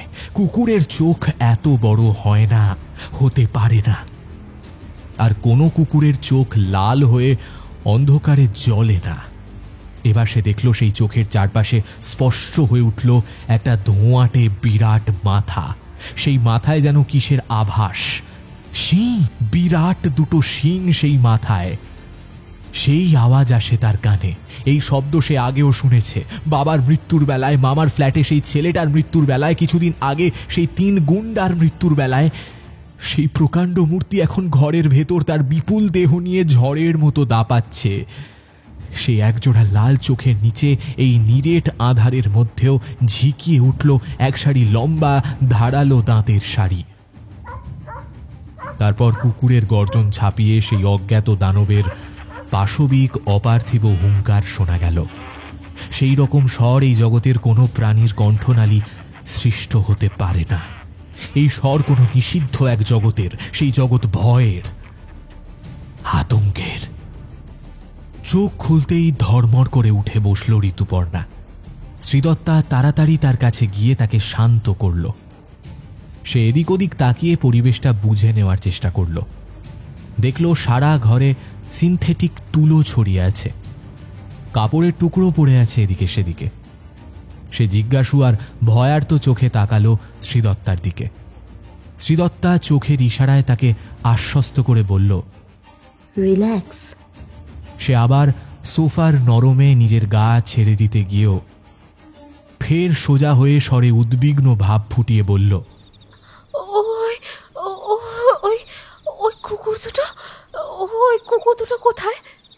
ওই যে। শ্রীদত্তা ঘরের একদিকে আঙুল দেখালো। সেখানে সৌভিক বসে আছে, তার দুদিকে কিং আর কুইনকে নিয়ে। ও তাদের গলায় আঙুল বুলিয়ে দিচ্ছে, আর ওরাও আহ্লাদির খোকাখুকির মতো গলা পেতে আদর খাচ্ছে। ওদের লেজগুলো পতাকার মতো দুলছে মাঝে মাঝে। ওরা ওরা বেঁচে আছে? ঋতুপর্ণার কণ্ঠে একই সঙ্গে অবাক আর নিশ্চিন্ত ভাব। শ্রীদত্তা বলল, বহাল তবিয়তে। কিন্তু কিন্তু ওরা যে আমায় মেরে ফেলতে চাইলো, আমার গায়ে লাফিয়ে পড়তে যাচ্ছিল। ওরা আপনার 3 হাতের মধ্যেও ওরা ঘেঁষেনি মিস সান্যাল। এবার কথা বলে ওঠে শ্রীদত্তার বন্ধু ইন্সপেক্টর সৌভিক ঘোষাল। ওরা কখনোই আপনাকে মারার চেষ্টা করেনি। ইনফ্যাক্ট ওরা জীবনে কোনো মানুষকে কামড়ায়নি। টুঁটি ছিঁড়ে খুন করা তো দূরস্থ। হ্যাঁ, চিৎকার করেছে, ভয় দেখিয়েছে, সাবধান করেছে, কিন্তু দাঁত বসায়নি, প্রয়োজন পড়েনি। ওরা হাইলি ট্রেন্ড। তবে যে বললেন, ওটা আমি বলতে বলেছিলাম, তোমার মনে ভয়টাকে জাগিয়ে তুলতে, বলল শ্রীদত্তা। ভয় জাগাতে? কিন্তু কিন্তু কেন? অন্ধকারে যে আসে তাকে দেখতে। আপনিও দেখেছেন তাকে? ছিটকে উঠল মেয়েটা। আপনারা সবাই দেখেছেন? তুমি শান্ত হয়ে বসো ঋতু। নাও, এই জলটা খেয়ে নাও। নাও। ঋতুপর্ণা পুরো গ্লাসের জল খেয়ে এবার একটু থিতু হয়ে বসল সোফার ওপরে। শ্রীদত্তা বলতে শুরু করল, ঋতু, তোমার অন্ধকারে ভয় সেই ছোটবেলা থেকেই। শিশুরা সবাই কম বেশি অন্ধকারকে ভয় পায়। এটা খুবই সাধারণ আর স্বাভাবিক ব্যাপার। কিন্তু কিছু কিছু ক্ষেত্রে এই ভয়টা অতিরিক্ত মাত্রার পর্যায়ে চলে যায়। তখন ভয়টা শুধু ভয় থাকে না, সেই সঙ্গে রক্তচাপ বেড়ে যাওয়া, হৃদস্পন্দনের অস্বাভাবিক দ্রুততা, ঘাম হওয়া, শ্বাসকষ্ট, এমনকি হার্ট অ্যাটাক অবধি হতে পারে। এই ধরনের সিমটম দেখা গেলে সেটাকে ফোবিয়ার পর্যায়ে ফেলা হয়। তোমার আছে নিক্টোফোবিয়া, অর্থাৎ কিনা অন্ধকারে ভয়। ওই ভয় সঠিক চিকিৎসা আর কাউন্সেলিংয়ের মাধ্যমে অনেকটাই নিয়ন্ত্রণে আনা যায়, এমনকি পুরোপুরি নির্মূলও করা সম্ভব। তোমার ক্ষেত্রেও হতে পারত, কিন্তু সেই সময় তার সুযোগ তুমি পাওনি। একটা অত্যন্ত দুর্ভাগ্যজনক ঘটনায় তোমার মা গত হন। তিনি একমাত্র মানুষ ছিলেন যিনি তোমার ভয়টাকে বুঝতেন, তোমায় আগলে রাখতেন। তোমার কথা শুনে বুঝেছিলাম যে তোমার বাবা তোমার খুব একটা কাছের মানুষ ছিলেন না। সুতরাং অন্ধকারে পা হড়কে পড়ে যাওয়ার কারণে তোমার মায়ের মৃত্যুর পর তুমি একদিকে যেমন মানসিকভাবে প্রচণ্ড আঘাত পেলে, তেমনি অন্ধকারের প্রতি তোমার ভয়টাও বেড়ে গেল কয়েক ধাপ। ঋতুপর্ণা শ্রীদত্তার কথার সমর্থনে মৃদু ঘাড় হেলালো। শ্রীদত্তা ফের বলতে লাগলো, এর পরের ঘটনা ঘটল যেদিন তোমার বাবা তোমায় অন্ধকার বাথরুমে বন্ধ করে রাখলেন। ততদিনে অন্ধকারের সঙ্গে মৃত্যুর একটা যোগসূত্র তোমার অবচেতন মন তৈরি করে নিয়েছে। তাই যখন দেখলে যে তোমার বাবা তোমার প্রিয় পোষ্যটাকে মেরে ফেলতে উদ্যত হয়েছেন, তখন তোমার মনের মধ্যে সেই পুরনো ভয়টা, বা প্রিসাইসলি বলতে গেলে তোমার মায়ের মৃত্যুর ঘটনাটা ট্রিগার হয়ে গেল। মাকে বাঁচাতে না পারার একটা ক্ষোভ, একটা আফসোস তোমার মনে রয়ে গেছিল। সেটাই এখন ফের মাথাছাড়া দিয়ে উঠল। তুমি ভাবলে আগের বারের মতো এবারেও যদি তুমি ওকে বাঁচাতে না পারো। তাই তোমার চেতন মন চাইতে লাগলো একটা সাহায্য, আর তার নির্দেশে তোমার অবচেতন মন তৈরি করলো একটা দানবকে, যে শক্তিশালী। মনে করে দেখো ঋতু, তুমি বলেছিলে সেদিন লোডশেডিং এর পর বাথরুমের ভেতরটা ঘুটঘুটে অন্ধকার হয়ে গেছিল, অথচ বললে ঘরের ভেতরে উপস্থিত সেই ভয়ঙ্কর জিনিসটা এক ধাক্কায় দরজাটা ভেঙে ফেলল। তবে তুমি সেটা দেখলে কেমন করে? তার গায়ে যে অসম্ভব জোর তা জানলেই বা কেমন করে? অন্ধকারে তো তোমার সেটা দেখতে পাওয়ার কথা নয়, আওয়াজ শুনতে পারো, কিন্তু তুমি জানিয়েছিলে তুমি তা চোখে দেখেছ। তার কারণ সেটা তুমি চোখে না দেখলেও কল্পনা করেছ। আর দরজা ভাঙার কাজটা তুমিই করেছিলে অবচেতন মনে। তাই তোমার চেতন মন তার কোনো স্মৃতি ধরে রাখেনি। এবার দ্বিতীয় খটকা। তোমার বক্তব্য অনুযায়ী তোমার বাবা 2 হাতের শিরায় কাঁচ দিয়ে কেটে সুইসাইড করেছিলেন, কিন্তু প্র্যাকটিক্যালি সেটা সম্ভব নয়। কেউ তার 1 হাতের শিরা কেটে ফেললে সেই শিরা কাটা হাত দিয়ে আর 1 হাতের শিরা কাটা নেক্সট টু ইম্পসিবল। এটা একমাত্র তখনই হতে পারে যদি অন্য কেউ কাজটা করে। কেসটায় অনেক কিছুই 2 4 করা হয়েছিল বলে ডিটেলে তদন্ত হয়নি। সেই কারণেই এই লুপহোলগুলো তদন্তকারীদের চোখ এড়িয়ে গেছে। দ্বিতীয় ঘটনার বেলাতেও একই ঘটনা ঘটল। সেই বখাটে ছেলেটি তোমার উপর জোর খাটানোর চেষ্টা করতেই সেই আগন্তুকের আবির্ভাব হলো, তবে এবার আরো স্পষ্টভাবে। তোমার বর্ণনাগুলো লক্ষ্য করলে বোঝা যায় প্রত্যেকবারের সঙ্গে সেই অন্ধকারের জীবের চেহারা আরো বেশি স্পষ্ট হয়ে উঠেছে। প্রথমবার তাকে অনুভব করলেও তার চেহারা তুমি দেখোনি, কিন্তু দ্বিতীয়বার তুমি তার কালো কুচকুচে বিপুল শরীর দেখতে পেলে, জ্বলন্ত চোখগুলোও দেখলে। আবার শেষবার তাকে দেখলে আরো স্পষ্টভাবে। কালো মেঘের মতো বিরাট শরীর, বড় বড় দাঁত, হাতে নখ আর মাথায় বিরাট 2 শিং। কারণ প্রত্যেকবার তোমার অবচেতন মন তাকে একটু একটু করে রূপ দিচ্ছিল। এবার থেমে শ্রীদত্তা একটা সিগারেট ধরালো, ধোঁয়া ছেড়ে বলল, একটা ব্যাপার লক্ষ্য করেছিলে কি তুমি? এই অবয়বের আবির্ভাব তখনই হয় যখন তুমি ভয়ঙ্কর বিপদে থাকো বা তোমার খুব প্রিয় আর কাছের কারোর প্রাণ সংশয়ে থাকে। সেই আধার দানব এসে তোমাকে সেই বিপদ থেকে উদ্ধার করে। সেদিক থেকে দেখতে গেলে সে তোমার গার্ডিয়ান এঞ্জেল। কিন্তু এখন প্রশ্ন আসতে পারে, এই গার্ডিয়ান এঞ্জেলকে এত ভয়ঙ্কর দেখতে কেন? সে এত নৃশংসই বা কেন? তার কারণ এই দানবের জন্ম অন্ধকারে। ঋতুপর্ণার অন্ধকারের প্রতি যে ভীষণ আতঙ্ক কাজ করে, এই দানব তারই ফল। ভয়ের থেকে তার জন্ম বলেই সে এতটা ভয়াল দর্শন। এবার আসি সেই শব্দের বিষয়। এই শব্দটা প্রত্যেকবার সেই আধার দানবের আবির্ভাবের আগে শুনতে পেত ঋতুপর্ণা, অথচ দেবলীনা সেদিন এমন কোনো শব্দ পায়নি বলে জানায়। এমনকি সৌভিক, সেই চতুর্থ দুষ্কৃতী যে শেষ মুহূর্তে পালাতে সক্ষম হয়েছিল, তাকে জিজ্ঞেস করে এমন কোনো শব্দ শুনেছে বলে জানতে পারেনি। তবে সেই শব্দটা শুধুমাত্র ঋতুই শুনতে পায়। কিন্তু কেন? কি এই শব্দটা? আরেক মুখ ধোঁয়া ছেড়ে ফের বলল শ্রীদত্তা, একটু খেয়াল করলে দেখবে আজ অবধি যতগুলো ঘটনা বা দুর্ঘটনা ঋতুর জীবনে ঘটেছে, সেই সবই হয়েছে ঝড় বৃষ্টির সময়। তার মায়ের মারা যাওয়ার দিন কাল বৈশাখী চলছিল, বাবার মারা যাওয়ার দিন বাইরে বজ্রবিদ্যুৎ সহ বৃষ্টি পড়ছিল। একই অবস্থা ছিল সেই বকাটে ছেলেটির মারা যাওয়ার দিন। রিসেন্ট ঘটনার দিনও বৃষ্টি আর ঝড়ের উল্লেখ পেয়েছি। আর সর্বোপরি আজও বাইরে প্রাকৃতিক দুর্যোগ চলছে। তাই সেই সমস্ত দিনে অন্ধকারের ভয়ের সঙ্গে সঙ্গে যোগ দিয়েছিল মেঘের ডাক। প্রথম যেদিন সেই আধার দানবের জন্ম হয়, তখনও এমনই মেঘ গর্জন চলছিল। তাই এর পরবর্তী সবসময় মেঘের ডাক ইন্ধন দিয়েছে সেই আধার দানবের আগমনে। তবে বাজ পড়ার তীব্র আওয়াজ সেটা হতো না। এই আওয়াজের উৎস হলো বাজ পড়ার আগে বা পরের যে গুড়গুড় শব্দ হয় সেটা।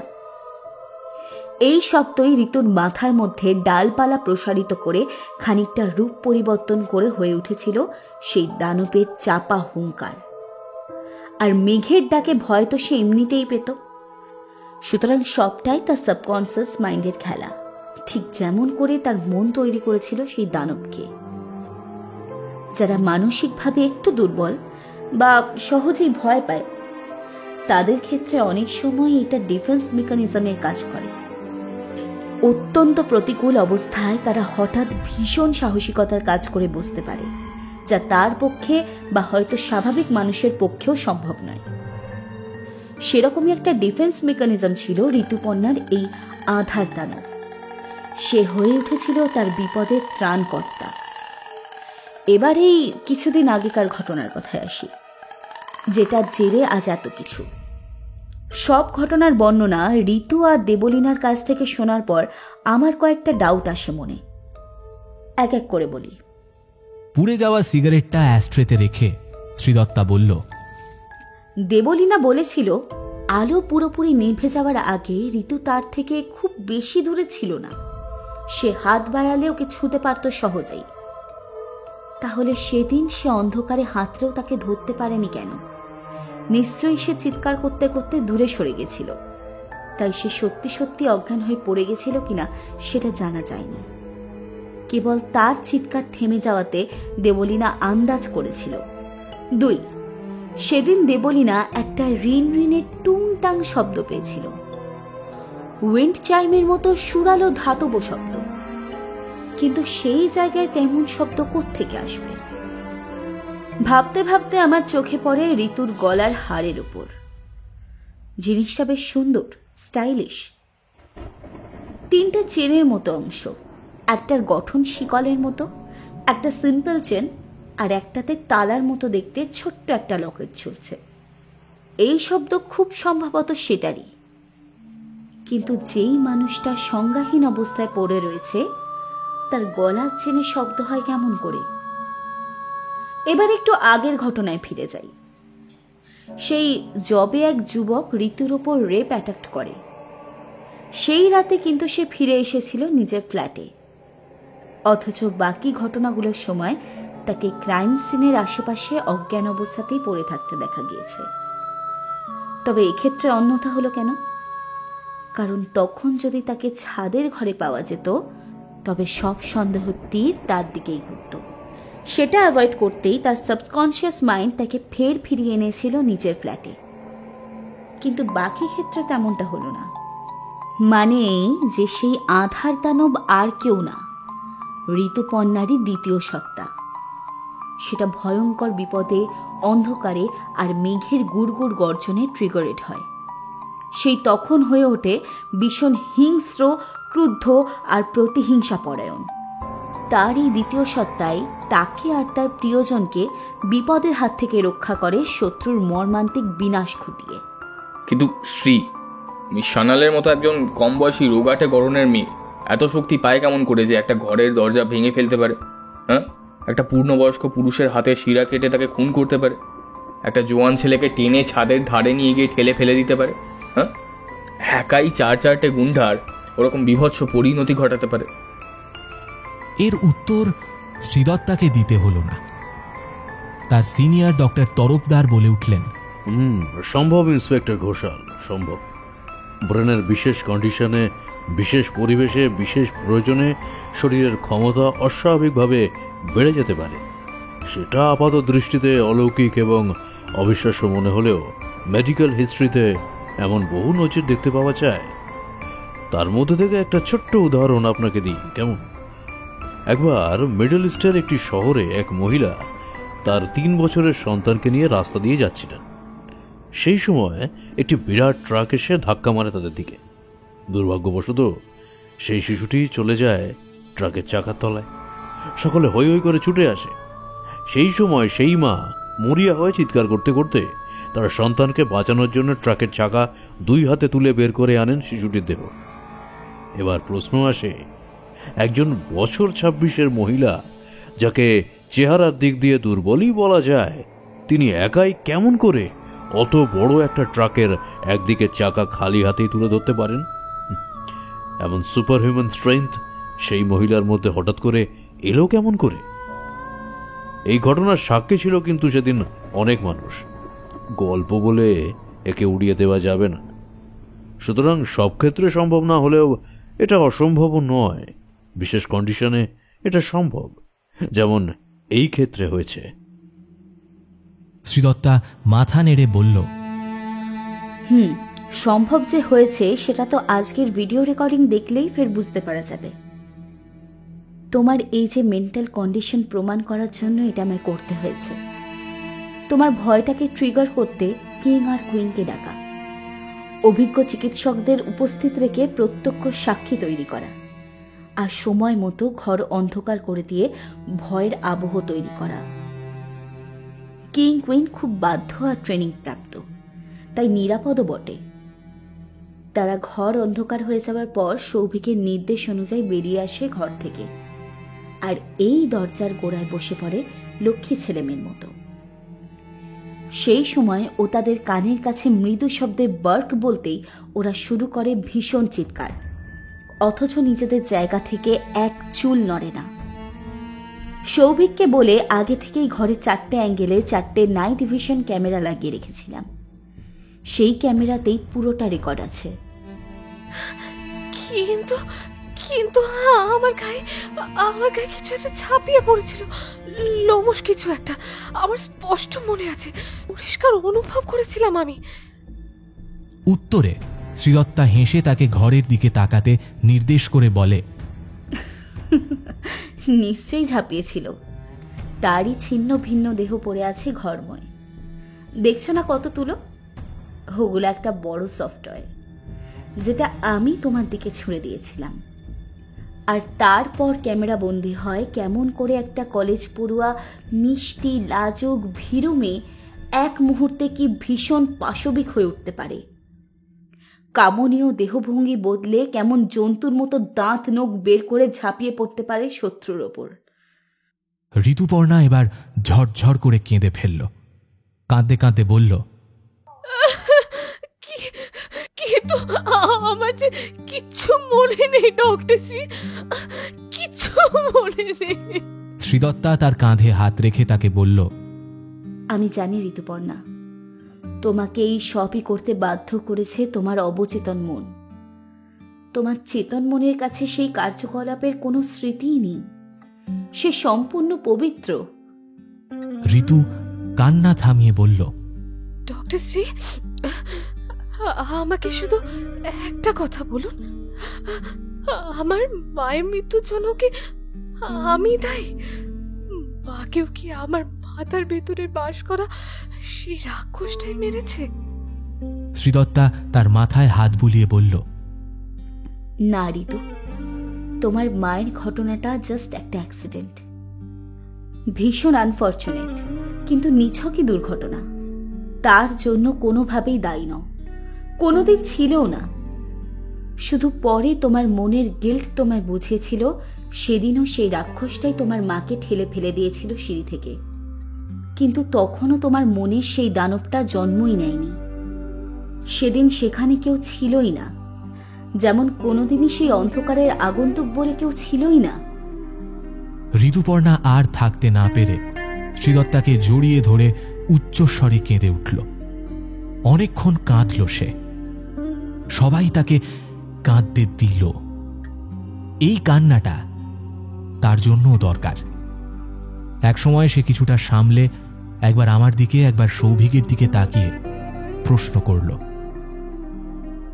আচ্ছা, আমার কি ফাঁসি হবে? এই কথার উত্তর শ্রীদত্তাকে দিতে হলো না। সৌভিক বলল, সেটা সম্ভাবনা খুবই কম, কারণ যা আপনি করেছেন সেটার পুরোটাই আপনার অসুস্থ মস্তিষ্কের জন্য। তাই কোনো শাস্তির আগে আপনাকে উপযুক্ত চিকিৎসার সাহায্যে সুস্থ করে তোলাটাই হচ্ছে প্রাথমিক কাজ। আর আপনি যে কোনো হত্যাই সজ্ঞানে করেননি এবং সেলফ ডিফেন্সের জন্য আপনার অবচেতন মন আপনাকে দিয়ে ওই কাজগুলো করিয়ে নিয়েছে, তার প্রমাণস্বরূপ আপনার এই গোটা ঘটনার ভিডিও আমরা কোর্টে পেশ করব, যাতে আপনার প্রতি সুবিচার হয়। আপনার চিকিৎসার প্রয়োজন miss Sanyal, please cooperate with us. শেষে যখন শ্রীদত্তার প্রকাশকের স্ত্রী আর আত্মীয়া সেজে থাকা লেডি কনস্টেবলের সঙ্গে সে পুলিশ ভ্যানের দিকে এগিয়ে যাচ্ছিল, শ্রীদত্তার মনের ভেতরটা তোলপাড় করছিল মেয়েটার জন্য। কিছু বলতে পারল না শ্রীদত্তা। বারবার পেছনে ফিরে শ্রীদত্তার দিকে তাকানো মিষ্টি চেহারার মেয়েটার প্রতি এই কদিনে খুব মায়া জন্মে গিয়েছিল। মানুষের মন কি ভীষণ জটিল, তার অদ্ভুত খেলায় কত অবিশ্বাস্য ঘটনা ঘটে যায়, তার কটার খবরই বা আমরা রাখি। আজ যে অপরাধের জন্য এই বাচ্চা মেয়েটা চলে যাচ্ছে পুলিশ ভ্যানে চড়ে, তার খবর সে নিজেও জানে না। তার অবচেতন মনের করা সেই নারকীয় হত্যালীলার খবর তার চেতন মন কি কোনোদিনও পাবে?